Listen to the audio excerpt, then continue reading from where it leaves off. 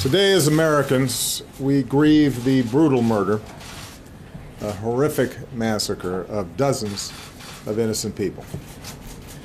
We pray for their families who are grasping for answers with broken hearts.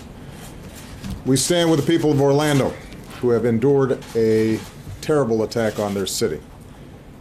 Although it's still early in the investigation, we know enough to say that this was an act of terror and an act of hate. And as Americans, we are united in grief, in outrage, and in resolve to defend our people. I just finished a meeting with FBI Director Comey and my Homeland Security and National Security advisors.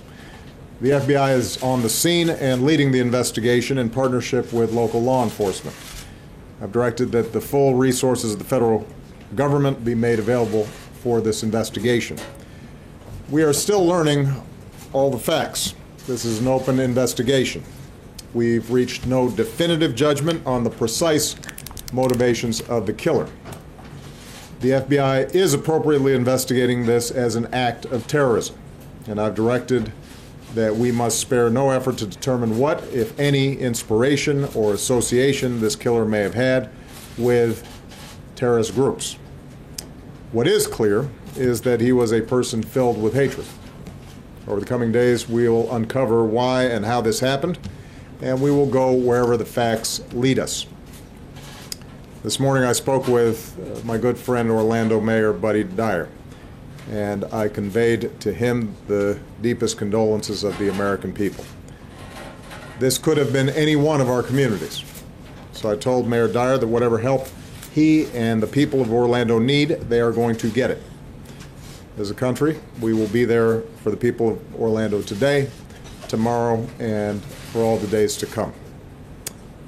We also express our profound gratitude to all the police and first responders who rushed to harm's way. Their courage and professionalism saved lives and kept the carnage from being even worse.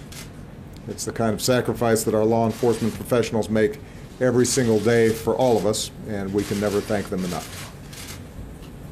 This is an especially heartbreaking day for all of our friends, our fellow Americans who are lesbian, gay, bisexual, or transgender. The shooter targeted a nightclub where people came together to be with friends, to dance and to sing and to live. The place where they were attacked is more than a nightclub. It is a place of solidarity and empowerment where people have come together to raise awareness, to speak their minds, and to advocate for their civil rights.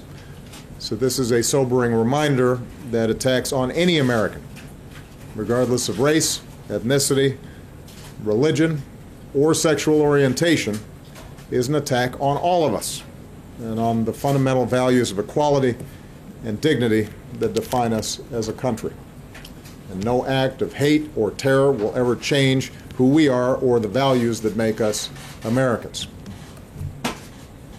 Today marks the most deadly shooting in American history.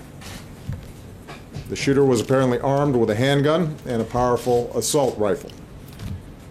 This massacre is therefore a further reminder of how easy it is for someone to get their hands on a weapon that lets them shoot people in a school or in a house of worship or a movie theater or in a nightclub. And we have to decide if that's the kind of country we want to be. And to actively do nothing is a decision as well. In the coming hours and days, we'll learn about the victims of this tragedy. Their names, their faces, who they were, the joy that they brought to families and to friends, and the difference that they made in this world. Say a prayer for them, and say a prayer for their families.